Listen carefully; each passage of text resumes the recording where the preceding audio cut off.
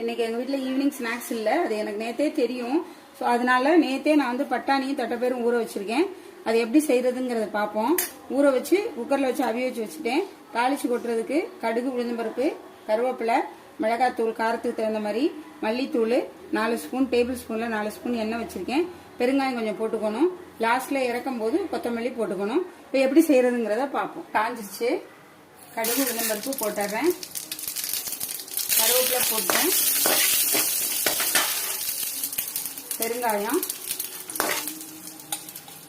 மிளகாத்தூள், மல்லித்தூள், மஞ்சத்தூள் எல்லாம் போட்டுறேன். அந்த பச்சை ஸ்மெல் போடுறதுக்காக அதை நம்ம வறுக்கிறோம். அப்படி அவிச்சு வச்சிருக்க பட்டாணியும் அதில் போட்டுறேன்.